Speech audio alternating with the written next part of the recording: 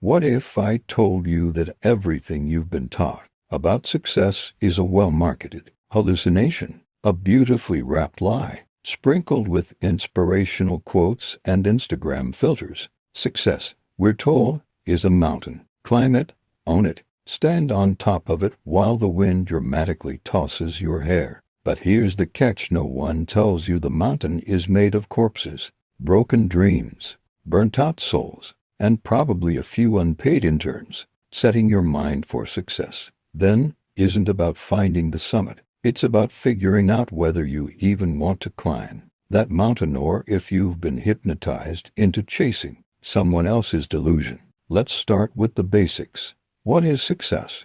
Ask a philosopher, and you'll get a migraine in return. Socrates might ask you a question in response. Nietzsche would smirk and tell you to invent your own values. And Diogenes, he'd bark at you from inside a barrel. Success, you see, is one of those words that sounds profound until you try to define it, like legacy or influencer. But let's pretend, for the sake of this mental exercise, that success is about living meaningfully, not just ticking boxes, not just earning applause from strangers. Who wouldn't attend your funeral if it rained? To set your mind for success, first you need to murder a few sacred cows. Let's get our philosophical knives out. First victim, the grind culture. Yes, the religion of productivity. Rise at 4 a.m., meditate while deadlifting, read 42 books a week, build 19 income streams. Sleep, that's for the mediocre. Rest, that's for the weak. Crying in the shower, that's scheduled for Thursday. But what if all this hustle is just a very elegant distraction from existential dread? What if productivity is the new opium of the masses, just a way to keep you too busy to realize your life has become a spreadsheet? The Stoics believed in discipline, yes, but also in purpose. Seneca warned us not to waste life chasing the wind. If your calendar is full but your soul is empty, congratulations, you've successfully failed. Second victim, positive thinking. Toxic positivity is the caffeine-laced cousin of denial.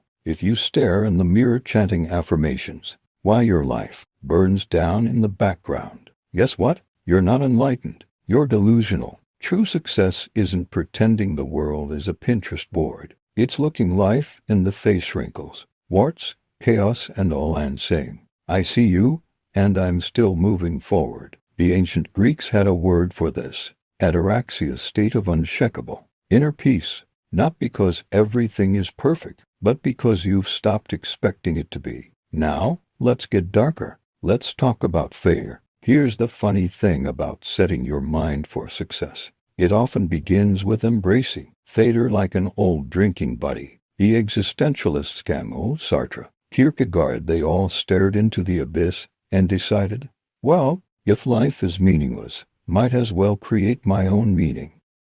That's success. In a twisted way, creating meaning in a universe that doesn't owe you a damn thing. Turning chaos into art.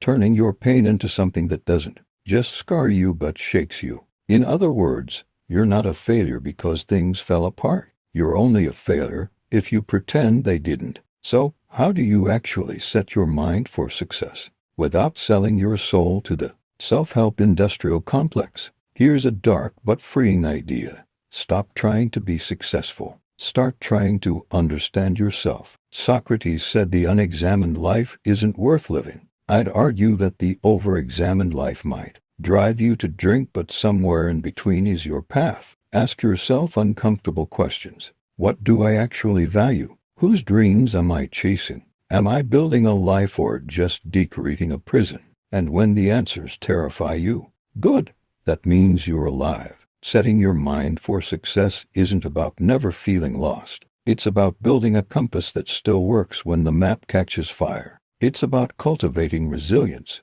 not through blind optimism but through radical honesty. Because here's the final twist. You will die. No matter how many vision boards you make, how many goals you crush, how many TikToks you post about your morning routine, entropy is undefeated. The grave doesn't care how many followers you had. But maybe that's the point. Memento mori, remember death, not to depress you, but to liberate you. Every moment wasted chasing someone else's definition of success is a moment you won't get back. So set your mind not for their success, but for your own truth. Be weird, be wild, be reflective, build something real, even if it's messy, especially if it's messy, because success, in the end, is not a destination. It's a rebellion, a defiance, a beautifully absurd commitment to becoming yourself in a world that keeps trying to sell you a different version. If that's not success, what is?